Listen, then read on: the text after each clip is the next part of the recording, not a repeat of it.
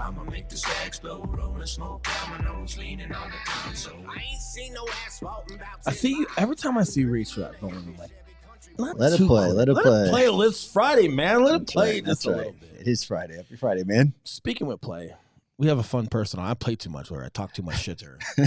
So it'll be fun to see how this goes. But we've got a fun guest today. But and we'll elaborate too, because she's got some tactics she's going to talk about and she's going to share. But I'm sure we're going to get into just some mindset stuff and just how and why things work. I know she has an opinion of some people or an industry. So like we won't mention names, but I want to get some of that out too, just because of the, as you guys build your business, right? Special social media brand. It's important to build your brand in your business through social, my opinion. There's a lot of ways to do it. There's a lot of things that cost money now, right? But there's also a lot of smoke and mirrors, and she's just doing some cool stuff, man. She's doing a lot of great stuff for lenders and realtors. So if you're a realtor out there, if you're a lender out there, you're going to want to hear this, because her I guess where her focal point is with lenders and realtors and what she does for social media. I call her Michelle. She's got a full title that you're going to get that she wrote down. That's right. Because she already knows I'm poking the bear. I'm not gonna do it. Yep. Michelle Berman Michael. Correct. There we go. With Berman Media, Berman Media PD, not Berman Media Police Department. Even though Berman that's what Media, it does stand for. Palm Desert. It sounds like a fashion line, right? Like it does sound nice. Yeah. No, it's not. It's media. Michelle, I was on your show not too long ago. A lot of fun with you, like it was a challenging show intellectually, because, I think for you do so many things well. I think I was maybe one of the few that just challenged some perspective, right? Not so much of right or wrong, but just different side of the board with insight. But what was fun is that I'm just on the other side of things from where you service. So I think we're looking at the same thing from just different perspectives, but super fun. I want to dive into your story today, but is there anything you want to add as far as like how Eli introduced you, or the cliff notes for anybody that's listening right now? Like, what are the cliff notes on what you love to do, what you're great at, and if they were to use you, who would they be? Why would they use you? Yeah. And I think, well, first of all, thank you both for having me. I appreciate you bringing me on, and you're very right. You being on my show was probably the hardest episode I've ever recorded, in the sense of just, hey, I'm the one doing the interviewing. What's happening right now? But it was really, really good. And I remember getting off of it and just being really grateful for minds like yours, right? That push my mind outside of the comfort zone that I like to be in. So thank you for that. But for those people who don't know me, Eli did a great job saying my name right there. So thank you for that. But Michelle Berman Michael, I actually currently reside in Clarksville, Tennessee, but I'm originally from Los Angeles. I don't always love to claim that, but I started in the industry in 2014 when Instagram very first kind of really hit the scene. And at the time, I was actually buying and selling Instagram accounts and flipping them like you would buy and sell real estate, and selling them for profit. So in the process, my job was really just to get to know the platform as a medium for connection and what that meant for brands and ROI, right? How does a brand generate ROI through a platform that's designed to be focused around this sort of human connection? So I just got really good at understanding what kind of content mattered, what kind of content didn't, how to read audiences and smell the bullshit, if you will. Lots of fake views, lots of fake likes, lots of fake followers, all of that stuff in the industry still to this day. But it was really my job to sniff that out, because if a brand was trusting me to build their following and to ultimately build or generate sales for whatever they were trying to sell, quite frankly, I had to know that if I spent money that they were paying me to get on that account, it had to be worth it. So long story short, I spent a good solid 5 years studying human psychology and sales psychology, and really just face planting into what does that even mean? And how does that relate to social branding as a whole? And then in 2019, I decided to turn what I had been doing for so many others into an opportunity for people to learn how to do it themselves. And that's where Beyond the Method and Berman Media really took off. So really just like, I guess in layman's terms, you just converted and started doing it for people's personal brand. You went from, buying and flipping these Instagram accounts, which are probably commercial, right? Where they like, hey, this is a clothing brand, or this is a something, or they had a certain product, or they sold certain types of products. Like, what's a great example of a page you flipped? Like, what would it be selling, or what would it have? Yeah. So it's actually a little bit backwards from what you just thought. So if you guys are familiar with like the Broke Agent, which is a big Instagram account, right? It's very meme based. right? So lots of like funny memes, funny real estate related type sort of jokes, if you will. Think about that, but not when it comes to real estate. So for example, there were accounts like Bestie Facts, the Lover Posts, cute couples, blah, blah, blah, like all of these like sort of fun meme type accounts. I bought the first two of those that I had ever purchased at the time in 2014 for about 21 grand. So I bought both for 21,000. And in 2017, I sold both for about 107,000 total. So in that time on those quote graphic type pages, big brands like a clothing brand or a jewelry company or a company called Beautiful Destinations, if you guys are familiar with them, or Fit Tea or Brighter White Teeth Whitening, all of these big brands selling product would reach out to me as the owner of that account and say, here's 5 grand, make the ads, write the copy, and also choose what other pages aside from yours to spend money on with our product ad to ultimately produce more ROI. The better you are at turning that 5,000 into more money, the more money we'll keep giving you. So I had to broker between, here's my account, I had to take my chunk of what I was getting paid myself, and then I spent the rest of it getting their ads on all the other accounts that I had connections to. And the better I got at creating and producing ROI for the brands that were paying me, the more money I made ultimately. Interesting. Buying is it's crazy, right? Yeah. So it's attention. Like you bought attention, right? These sites that had attention, and it's nice because it's not tied to a specific person. It's kind of like nondescript, right? It's stuff that people all are watching and love and can all relate to, but it's not tied to a face. But super unique. Yeah, like very. So what were you doing prior to that? And what got you into that? Like, how do you figure out that? Yeah, good question. It's a really fun story, and it actually ties into, if we get to this, which I assume we will, but it really ties into who I am as a human being ultimately. But I went to college. I swam for Rutgers. So I actually graduated in 2012, had swam for 22 plus years at the time. So I had pretty much been a competitive athlete from as early as I could walk, really. And so I graduated from college, went to grad school because that's what I thought I was supposed to do. My undergrad degree is in journalism and psychology. My thought process was I was going to be the next Erin Andrews. I was going to write a book and I was going to be on TV and sort of be this broadcast journalist because I was very outgoing and really, really liked media. Fast forward, my first job out of grad school, which my graduate degree is in social media public relations, which at the time was very, very new. Nobody really knew what I was talking about when I told them that was the degree that I was going for. Ended up graduating, and then my first job was with a PR firm, and I actually moved back to Southern California after graduating from grad school because my dad had stage 4 cancer and I wanted to be closer to my family. So I called my dad and I said, Dad, I'm coming home. Do you have a PR firm that you know that is hiring? And my dad is a bankruptcy lawyer and has been for 45 years. And so he knew a lot of people in the area and knew that I knew he could get me a job, quite frankly. So I ended up getting a job at a small boutique PR firm in Palm Desert, actually at the time. And the company was awful, to say the least. So the way that they went about business is so against my moral code that it was really frustrating. I only lasted about 6 months, and brands were paying an ungodly amount of money for no creative freedom. They hardly ever had check-in meetings. Anything that I had to say as an employee, as far as ideas or thoughts or different ways that we could go about making this brand have a better presence, was shut down almost instantly. So about 6 months in, I walked into the office and I quit on the spot. I just looked at the lady and I was like, I'm going to do this and I'm going to do it better than you're doing because you're awful. I was 23 at the time. So you can imagine what the boss thought of me as a 23-year-old walking into her office.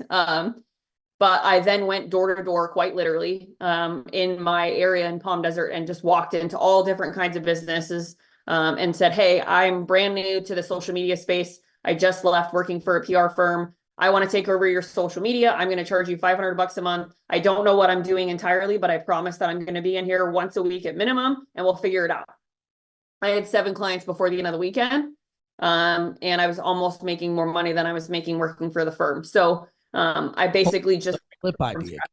Like where did the flip idea, did the flip idea as far as like flipping Instagram accounts, where did that come from? That came right after this. So when that was happening, right, I obviously was sort of in this weird interim space of, I don't really know what I'm doing with my career. Somebody talked to me about, what am I supposed to be doing?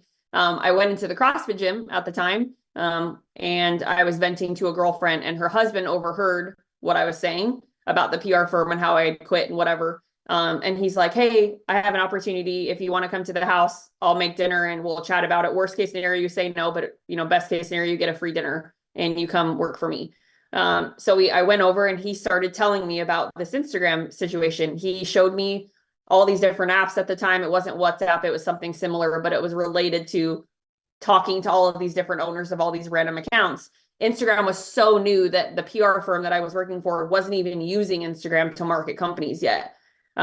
So he basically said, come work for me. I'll pay your salary and you're going to buy and sell ads on Instagram. And I was like, what the hell?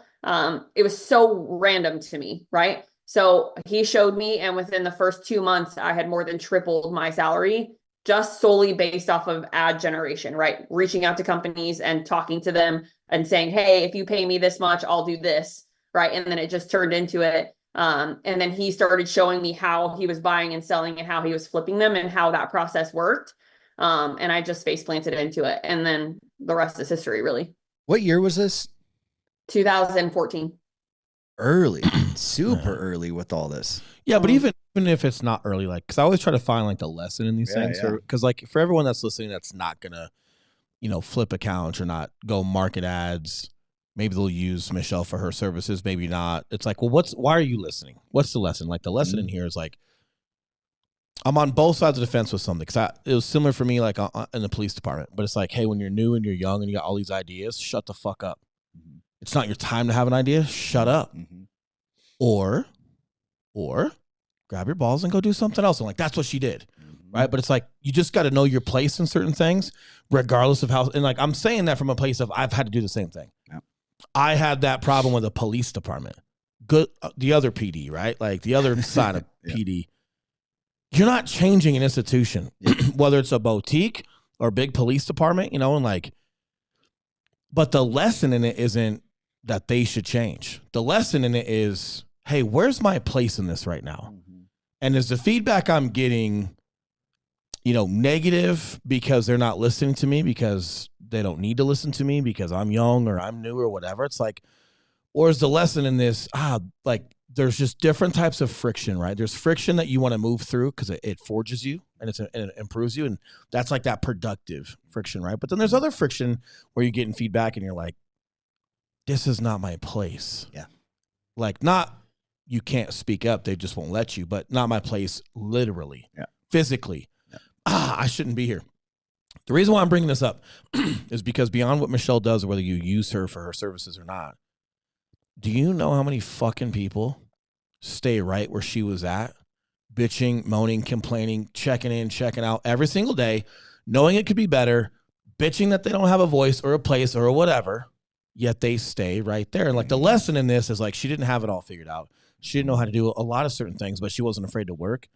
She wasn't afraid to get curious. She wasn't afraid to ask questions. She wasn't afraid to like go try something else where she was empowered. And hey, I don't know everything, but I'm empowered to do something and put the time and effort and integrity behind this to see what I can build. And like, whether you're going to do what she does or not, or use her, the lesson is across the board with everything that I'm pulling from this. Like, that's where the respect comes from, right? It's like, hey, she grabbed her balls. Sorry, Michelle, you don't really have literal balls. She grabbed her balls, metaphorically, and she fucking went and did something else. And she might not even have known what that looked like yet, but she knew what she didn't want to do. Hey, I don't know where I'm going to go, but I don't want to be here. This is not productive. This is toxic. I don't like, they're more cool. And like, dude, I wish like there was a way for like AI to go into my brain and pull out physically how many people I've actually met that are right there. That never do anything different. And it's like, fuck, man. And like, so I want to stay there for a minute, Michelle, if you're cool with it. Like, how were bills back then? What was your risk ratio on that? Like, how dangerous was it leaving that company? Or like when I left police work, it was like, I had a conversation with my dad and I was kind of bitching about certain guys and them being complacent and they're not safe. And leadership is doing this. And this was, I don't know, probably the third time I had complained about it. My dad's like, look, dude, this is what this thing is. It's not changing. Even the guys at the top are more diplomats now, and they've got somebody else they answer to.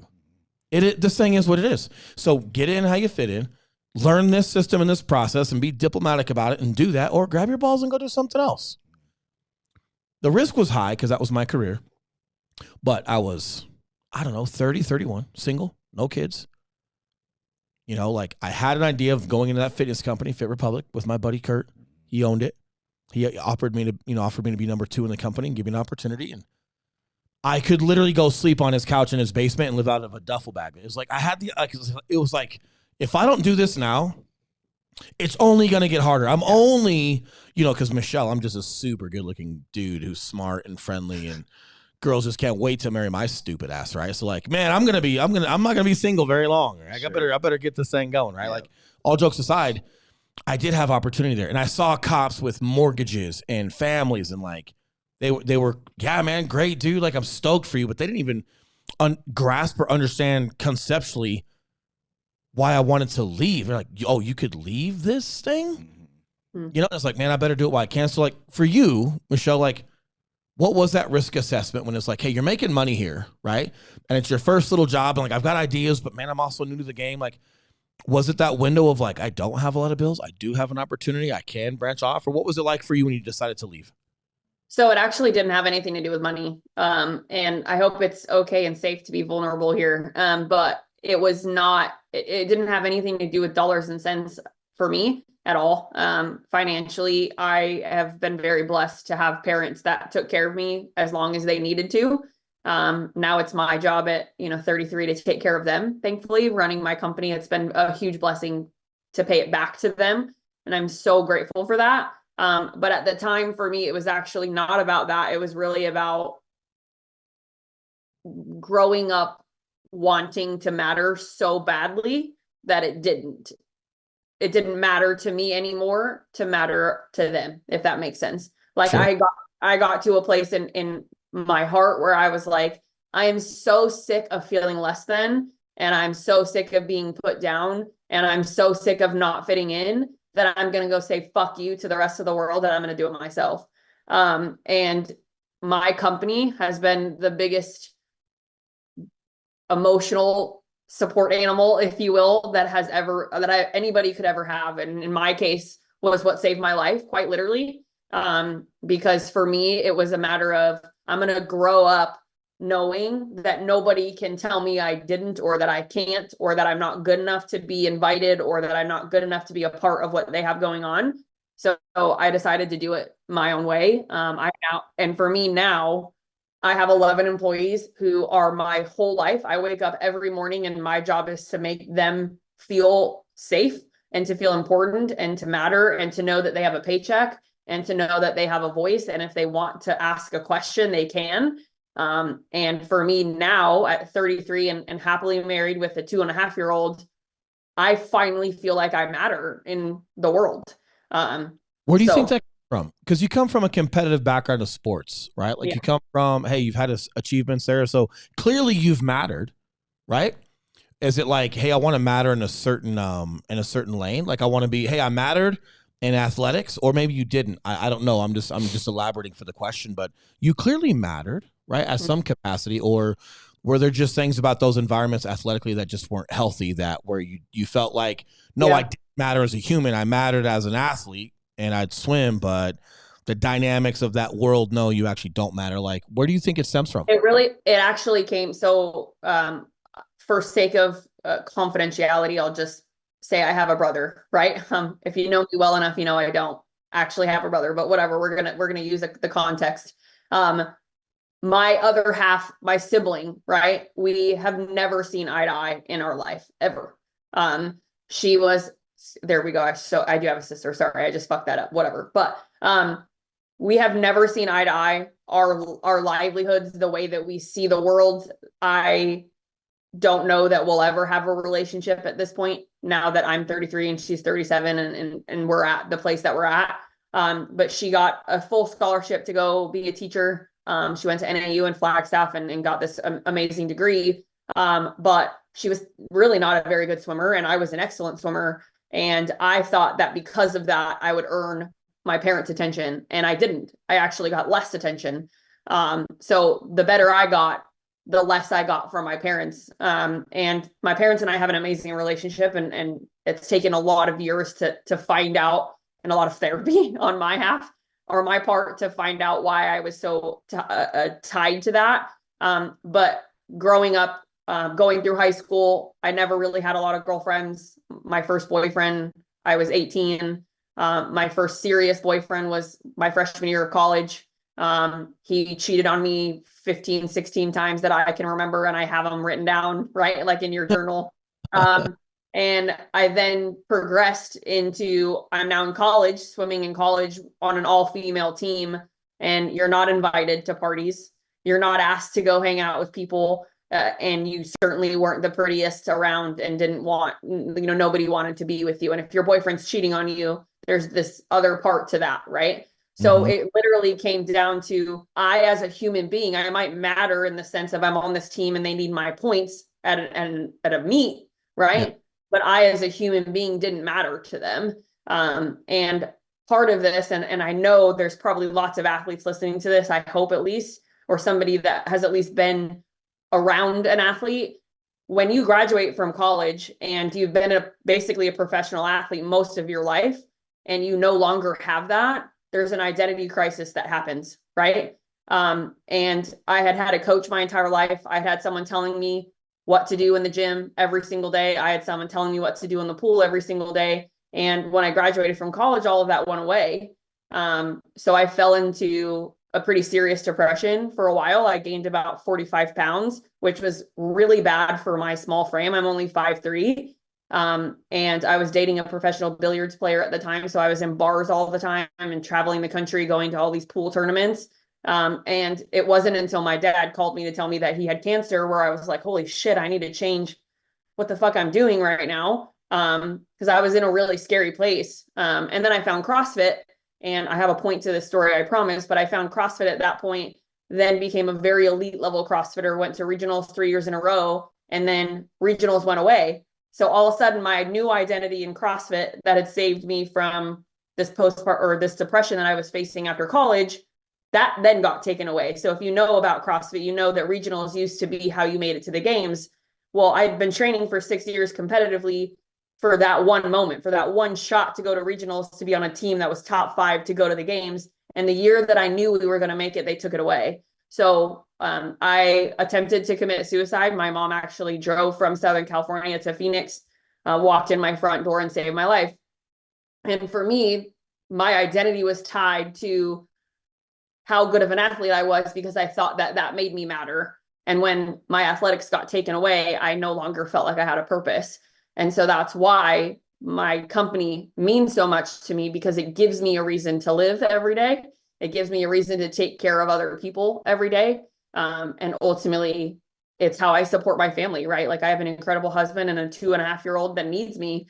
And now I feel like I matter, but it took a lot. I had to go through several identity crises to really realize that my purpose on this planet is not to fit in at a party or to get invited, right? It's to do something that fulfills me and makes me feel like at the end of the day, I can go to sleep at night knowing that I made someone else's life better that day, and I made someone else feel like they mattered. And I hope that makes sense. Of course it does. How do you feel about you? Like, do you like you? Oh my gosh, at 33, I've never been more proud of who I am as a person. It's taken a long time to get to that, but yes. That's part of the process, right? Of just like all the externals, whether it was a positive and something's feeding me and fueling me, it's still an external, right? It's still this variable that can go away. Business can go away. Sports can go away, like, so just curious, like along the way of like transitioning and growing through that, what were some things you did internally to just, how do I say it? Like, because I've done the same thing. So I'm just curious, it's not from a judgmental place. It's from a place of camaraderie. As you're going through those things and like searching for value, right? Searching for something to pour into or searching to value, where did the self-care, like, where'd you start realizing, or where'd you start exercising self-care and separation of the externals, whether they're good or bad. Things can feed you and fuel you and be positive, right? CrossFit, amazing, fuels me. But what about the internal? I mean, for me personally, I had to find God, honestly. And I did. And I got baptized for the first time in my life at 26. I was raised in a very separated household, if that makes sense. My dad was raised Jewish and my mom was raised Catholic. So religion was really not part of how I was raised, solely for the purpose of how do you choose between those two? They're so different. And my parents had never kept us from church. They never kept us or said we couldn't go if we had a friend that invited us. It was solely something that we had to find on our own.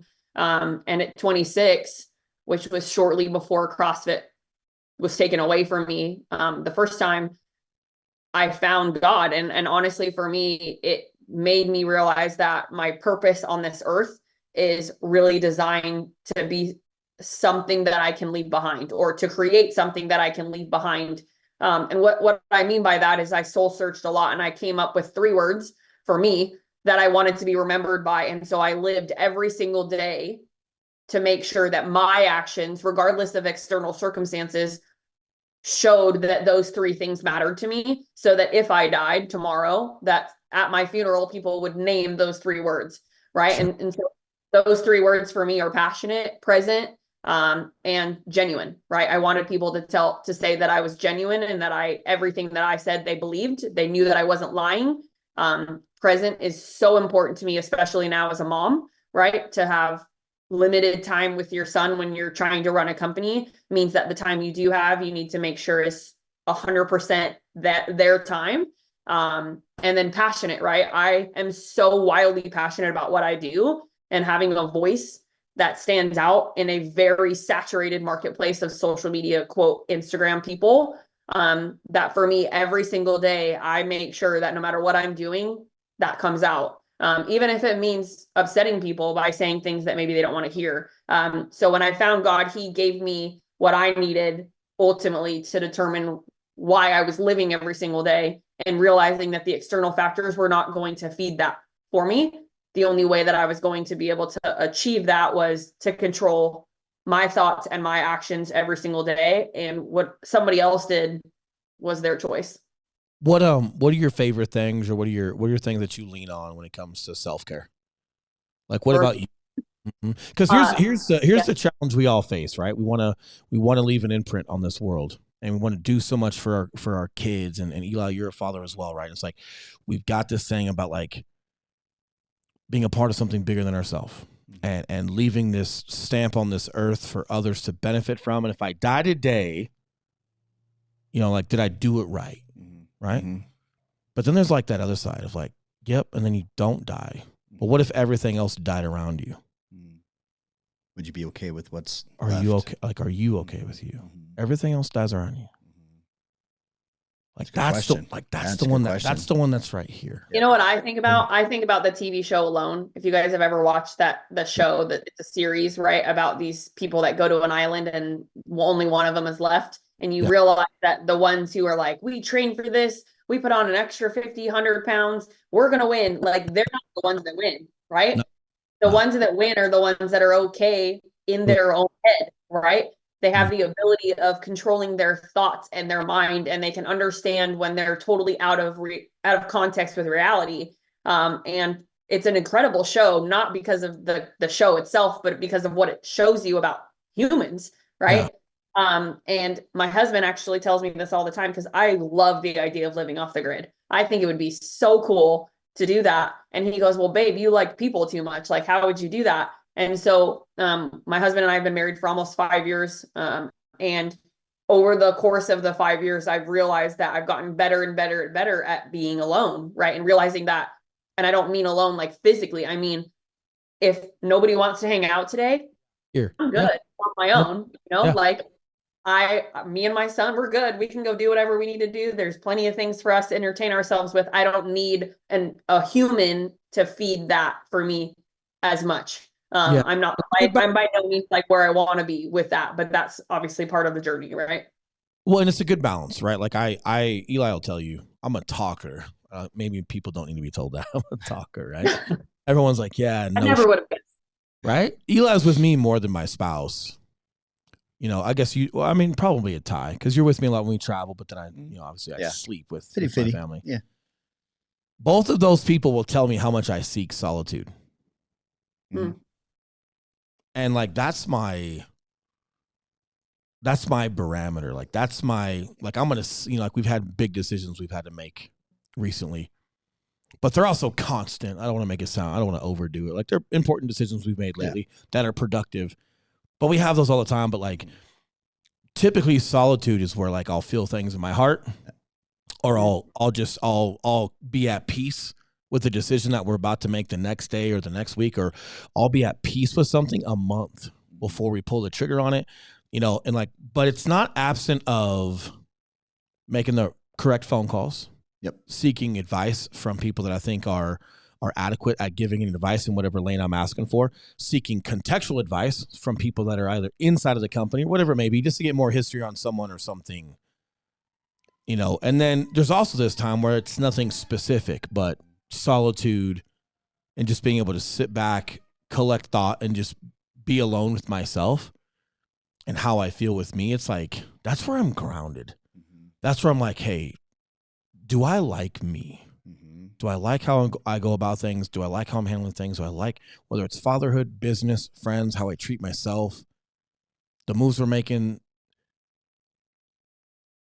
Where am I at? Like, where am I at with it? And like, I think a lot of people just maybe I could share more of that, but then it's like, how do you share solitude? Yeah.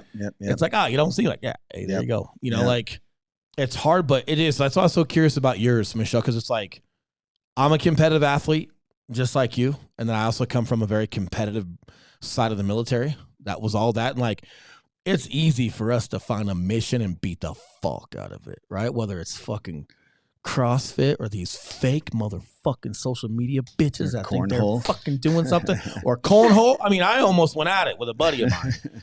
He probably would have killed me over cornhole, but I was ready. I was prepared. Don't get me going on a board game, because dude, I'm ready, right? But that's us. So that's why I was so curious about, hey, do you like you? And I knew you did. It wasn't a loaded question. But that's why I was so curious about it, because like what we can lean on, folks like us, Eli included, entrepreneurship, you and I being competitive athletes, right? Like, we can find the enemy.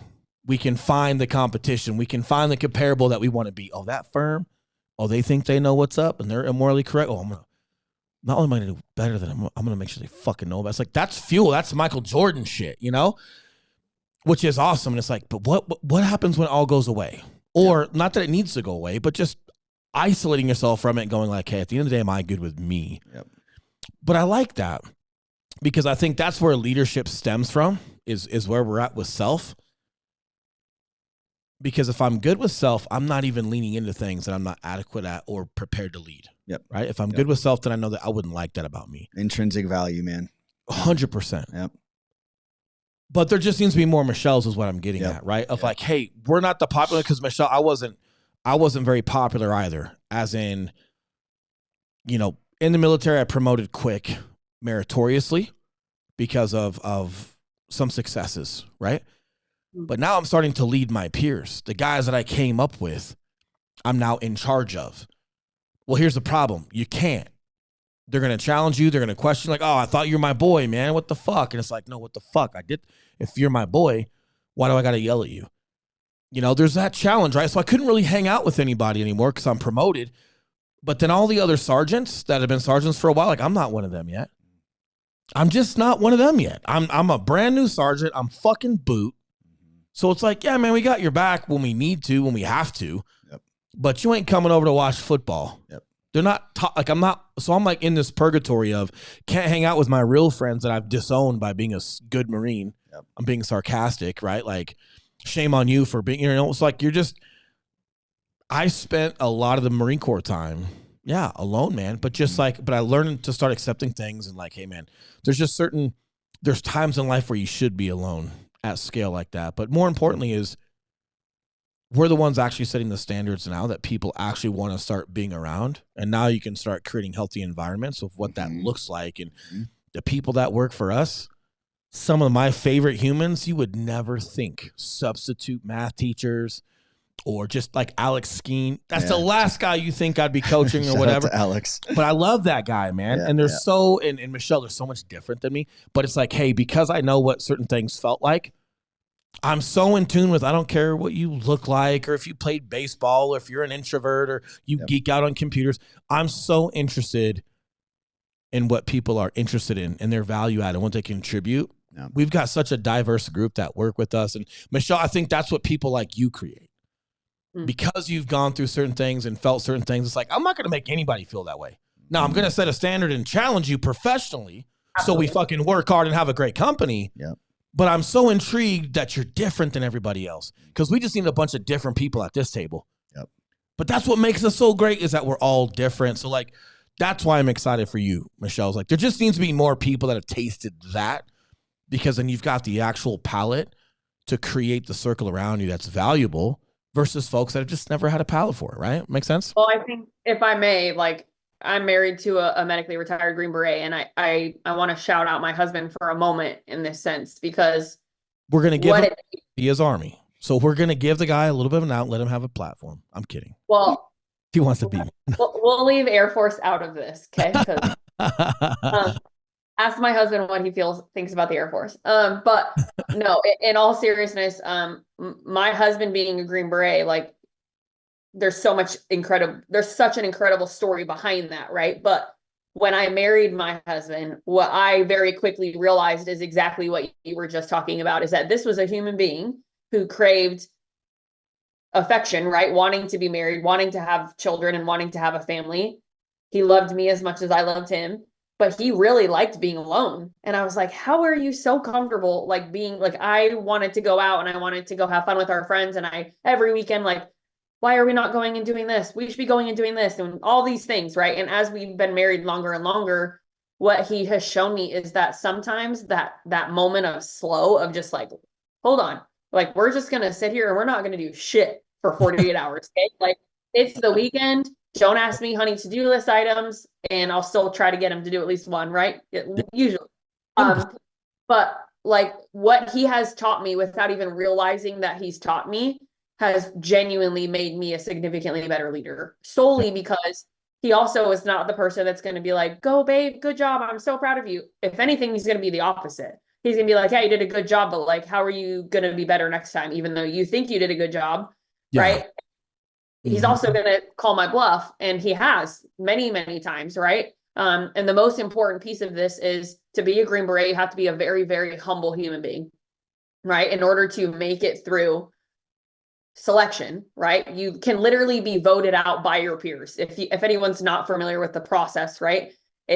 There's so much in it. There's a total of 12 schools. By the time you get to the end of the 12th school, you can literally be voted out on a piece of paper by your peers. So it is your job to make sure that you are liked and that you also are serving and that you're helpful, right? And that you're really good at what you do and that somebody wants to go to battle with you or war with you. Economy of both, right? Because like, it's navigating being humble and putting others first, while also understanding instantaneously the moment it's your job to now take charge and take over. Yes. And fucking do work. And that's got nothing. I feel like that's who I am.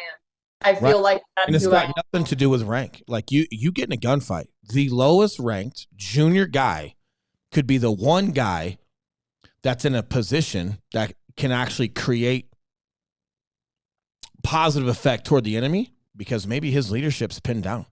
Maybe this youngest Marine right here, this youngest Green Beret right here is the one that's got a vantage point that needs to assess the battlefield and take action to create that opportunity to then reverse where the leverage is at in that moment of maybe leadership being in a bad spot. And if he doesn't have the confidence and the understanding of how to turn your humble side, your giving, and know that like, hey, this chip on shoulder right here, I'm fucking you up.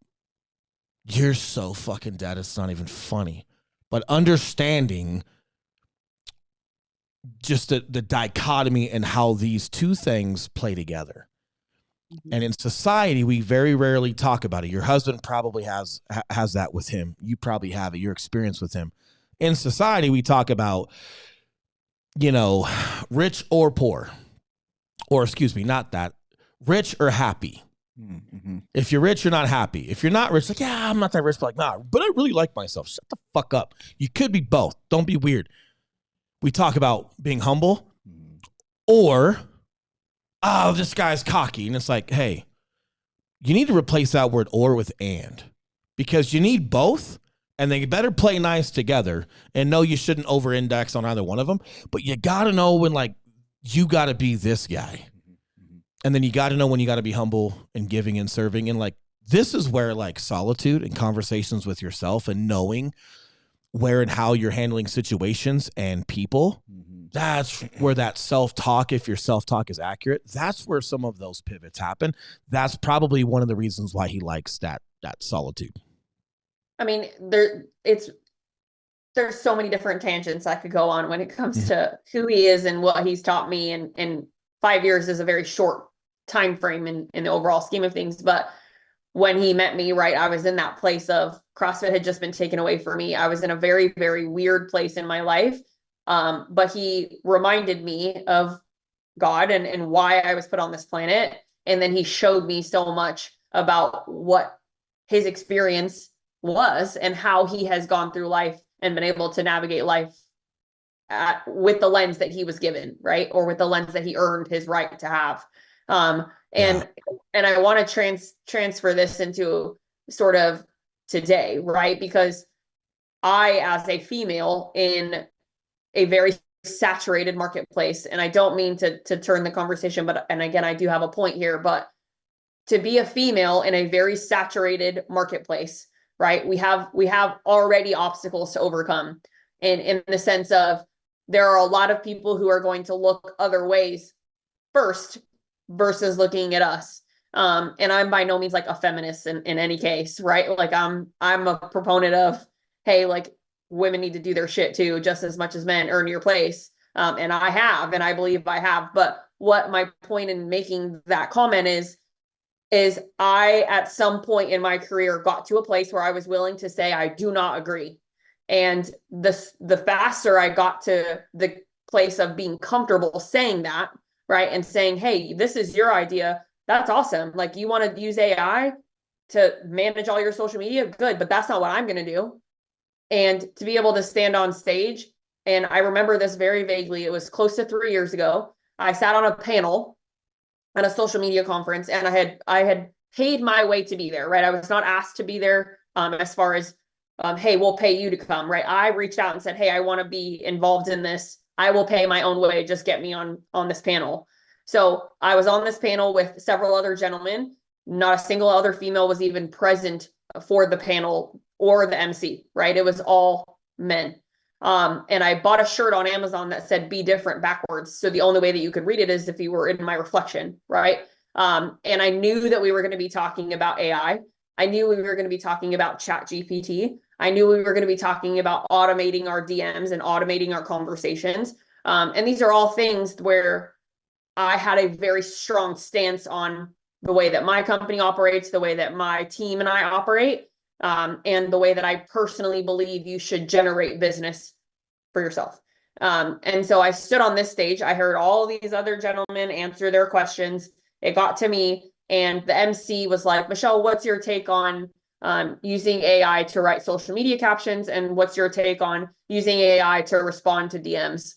And I stood up out of my chair and I said, if any of you guys want to leave in this room, feel free to do so. But I'm about to tell you why I think all of the rest of these men are wrong. And I proceeded to do so for the next 20 minutes. And I got a ton of DMs from the people in that room. I got asked to come back the following year. And it was a really, really eye-opening experience for me. And it was at that place in my career where I said, I am now going to change the tone of the conversation in the Instagram space. I'm going to change the conversation altogether. And in doing so, the only way that I will continue to be successful is if I'm wildly confident in that stance. Because if I backpedal, all of a sudden I've lost all of this credibility, right? So, Early.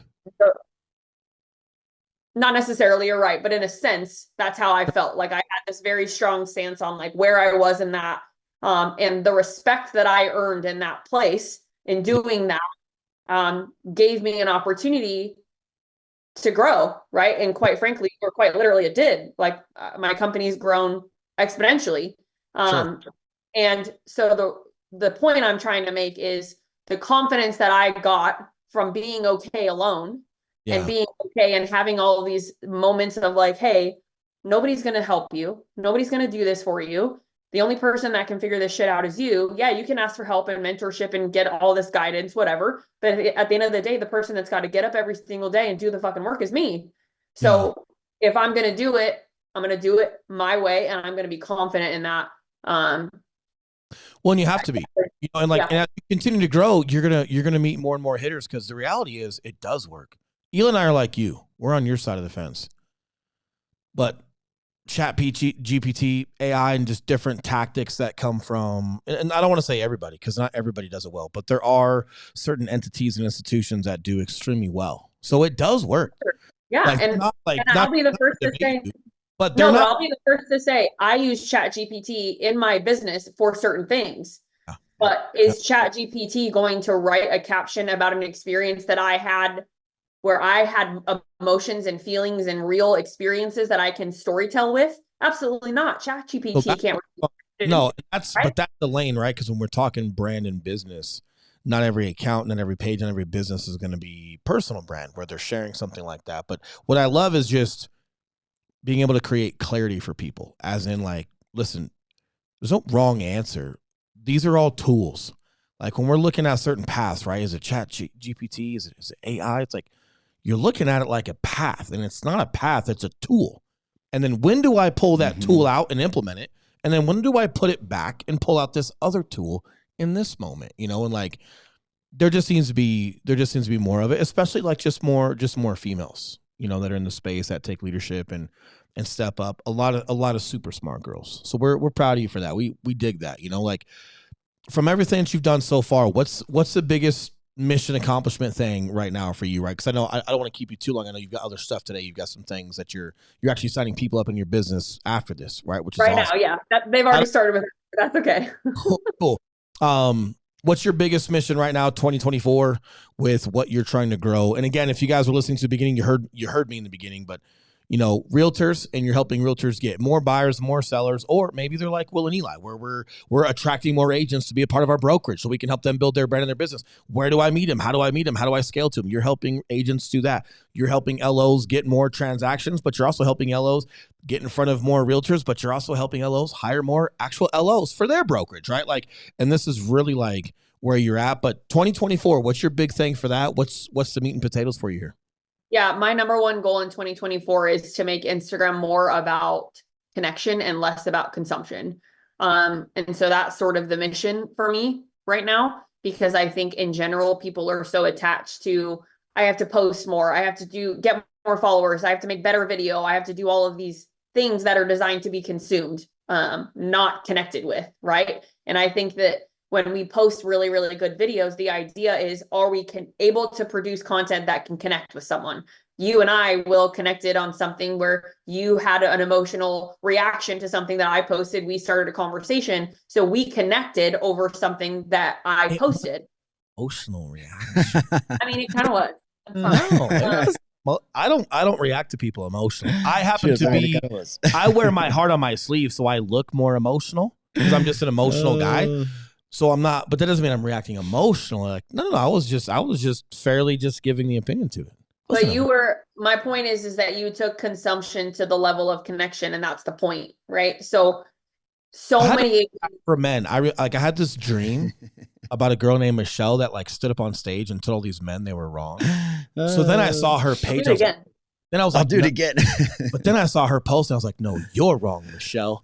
I'm taking this one back for men. That's funny. No, I'm kidding. But you were, in that case, the conversation that you and I had was around the word everybody, right? And I had used this all-encompassing word that wasn't accurate. And that was such an incredible conversation that I hadn't even thought of. Like I just used the word and didn't even think anything of it.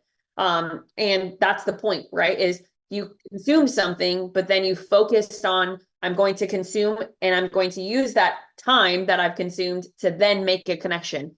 100%. And that's 100%. The point. So real estate agents, loan officers, whoever you are, right? it's not about more. It's not about more followers, better video, more content, more YouTube videos, more this, more LinkedIn followers, more whatever. It's about what are you doing with what you already have, right? How are you leveraging the relationships that already exist within your platform?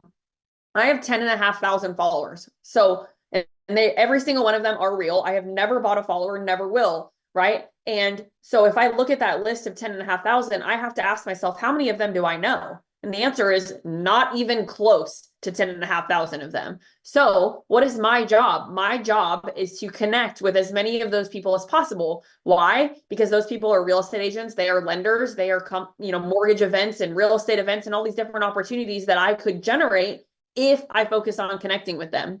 So I sound familiar from. Yep, 100%. Wow. Michelle, you'd be so proud because like that's the tactic. When I came into the game, that's all I was doing. I was literally DMing every single person, 100 people a week. Anybody that was watching my story, I was interacting with them. Anybody that was liking, commenting on my post, I was interacting. I was going and looking at their page and what they're about, what they're doing. I DM anybody I knew on social media. I was finding a way to interact with them and meet them in person. Anybody I knew in person, I see a mom at school picking up her kid. I'm waiting to pick up my kid. Why am I not talking to you? And then eventually you end up, hey, what's your Instagram? Hey, what's your Facebook? We should get the kids together. So people in real life, I was getting them onto my social.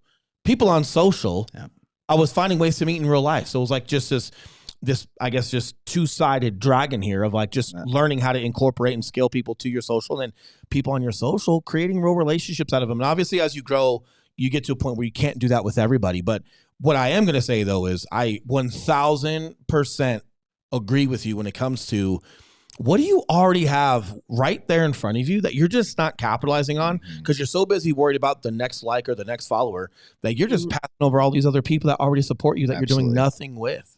And those people have chosen to consume you, right? They 100%. At some point made a decision to follow you. They at some point made a decision to watch a story, which takes time. So they took time out of their day to interact or consume my content. So what am I doing to serve them? And how can I create a stick factor to keep them?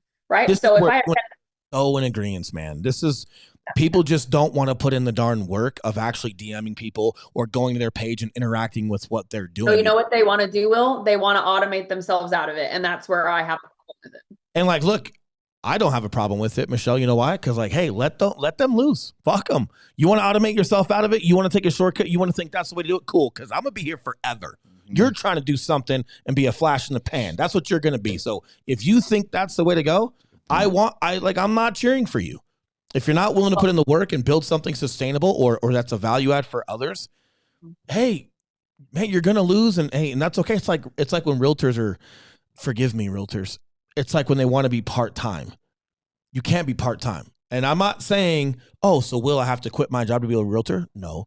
I'm saying the time you do have outside of your work is fucking plenty, but you're not even putting in that. You're trying to put in 2 hours a week to be a realtor.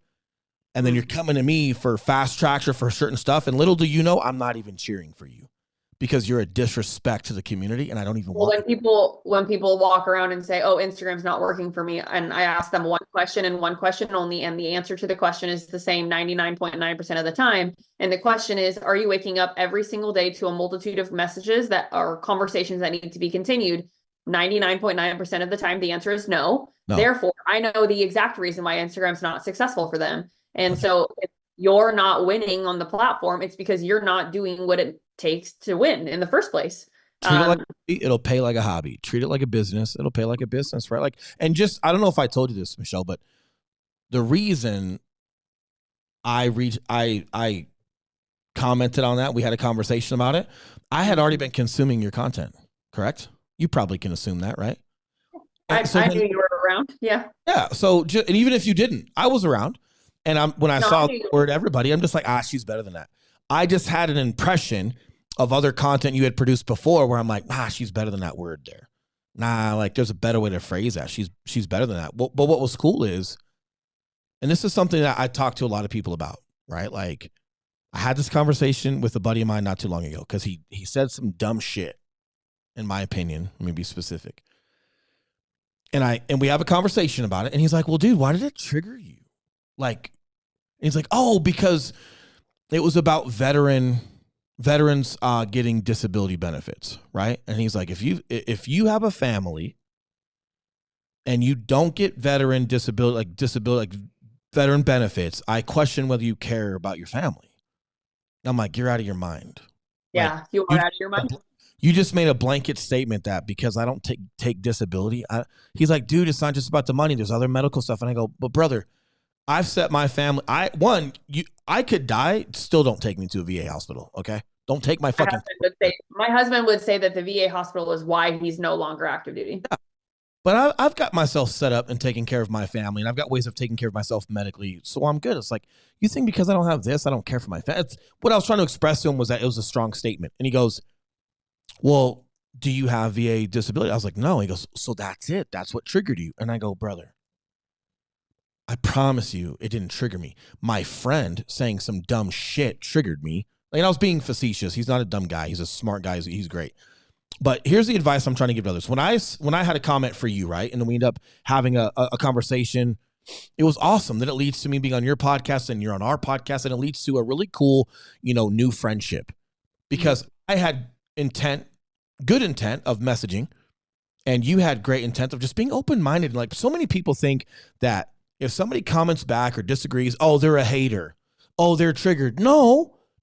Just because you don't know them like that doesn't mean they might not have a point. And if you're so limited because you just have it all figured out, and you're that restrictive and that not open to just other perspectives, you're not going to win. You're just not. So it was really cool that you and I, as strangers, could literally have our first conversation with productive friction of just like, I just thought, not everybody, probably not, right? Like, that was really cool, and it's led to this friendship. But I think people need to hear that too, because they get kind of stuck in their little world.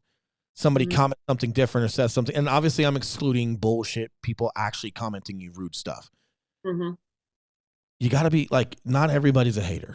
Not everybody's triggered because they care about what comes out of your mouth, right? Like, and you've got to just be a little bit more open-minded with that. Well, and me saying like, hey, your content isn't very good, isn't me hating on you. It's me saying, hey, I know that there's a better way that you could be doing this. That's what she said. She's like, Eli, your content is not very good. 100%. No, but for real, I just really, really believe that there's a massive, massive hole in our industry when it comes, in my industry specifically, right? When it comes to the Instagram marketing space for the real estate agents and the mortgage professionals, there are so many people walking around telling everybody all of these things, better video, fancier video equipment. You need to be doing this many, you need to hire. Selling. Yeah, and, that's what. But that's the point but they're selling that, but between you and I, Will, and between those of you guys who are listening to this, are they fucking doing it? Well, that's a whole other podcast, isn't it? It is, right? Here's the bottom line. You can't outsource a personal brand. Okay. You've heard it from me. You've heard it from Michelle. You heard it from damn Gary Vee. They're like, how do you do this? He goes, I'm on the shitter and I pull my phone out and I write fucking copy. What do you mean? How do I do it? I do it the same way you do it. Well, how do you do this? Like, and he goes, yeah. And then when he talks about like, yeah, I have my team do stuff. I have a team of 25 people now, but I'm still writing and approving copy. Like, it's my Instagram. Like, he's still, so he has the way that we prospect for our clients, right? I have a full team. I have an entire engagement team. I have an entire content team. I have a full leadership team. And then I, as the CEO, my job is to make the money, right? To speak and to teach and to travel and be the one who brings the money in. But the reality is who coaches all of them? Who's on all the meetings to make sure that if they need help with how to DM, or if they need help with sales questions, or how to convert a conversation from business to personal, or vice versa, who's in the trenches, like doing it with them, right? Because you did it first. Yeah. But that's the point, is how can somebody run an organization when they themselves are not doing it, or they themselves have never done it, right? Yeah. And I have a hard time when someone says Instagram is all about a gorgeous video, and if your videos are not perfectly edited and you don't have a videographer following you around, that you won't win. Guys, 99.9% of my video content is recorded from right here, sitting at my desk or with my iPhone. The last time I had a videographer following me around was not this past October, but the October before that, right? Mm-hmm. And do I believe that I would make more money as an organization if I had one? No, I don't. Why? Because my focus is on creating connections that generate opportunity. The opportunity I take advantage of and I leverage. That's the point. And I believe that we will continue to win in my space because I'm willing to say that. And I think that there are so many people that need to hear that when they do hear it, they're like, whoa, she's saying something that this other person just said not to do. But wait, this is making a lot of sense. And all of a sudden capturing market share is what happens. Right? Bottom line is you got to be involved with your brand, because I have nice video and I'm going to have nice video. And that's how I produce events and different stuff. But I haven't lost touch with being personal and engaging in the messages and everything else that we're doing as far as like the prospecting. So it's like, it's all. And that wasn't what got you there. No. You know what I mean? Like that's something that you grew and developed. That's just things that's things that I like to do as far as just the overall production, but that's preference. That's like I drive a Lamborghini to work. Yeah. Yeah. It's like, and I'm not saying that if I had the opportunity to have a videographer that I would turn it down, because of course I wouldn't, right? I would take the tool. It's just a tool, you know, but like the value behind Michelle and the value that she's trying to get you guys to understand is it's your knowledge and ability and commitment and care. That's what she's trying to get you to understand. Like Michelle doesn't need a fancy camera, because like when she gets on camera and she's talking about different skill sets or tools or tactics on how to do something, well, that's the same reason why you'll listen to Steve Jobs in fucking sweatpants. Okay. Like, because of what's coming out of his damn mouth. Right. And then same thing, like with realtors, it's like you're trying to be everything but a realtor. Like you're trying to get up on your Instagram and be funny. So we're a comedian now on TikTok or fucking Instagram doing your dumbass dances, or you're or you got to be fancy with these, showing these homes or whatnot. Right. And like, you know what Will and Eli did?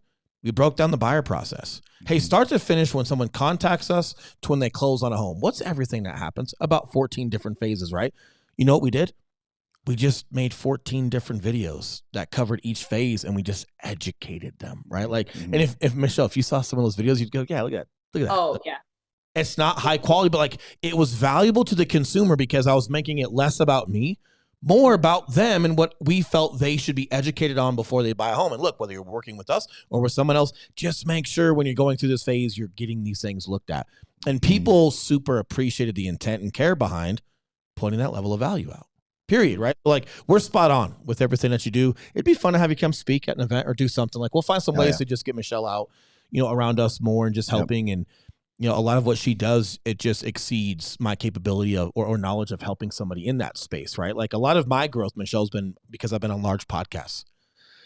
Andy Frisella absolutely crushed mine, right? When I was on Andy Frisella, Eli and I were like literally sitting at a table.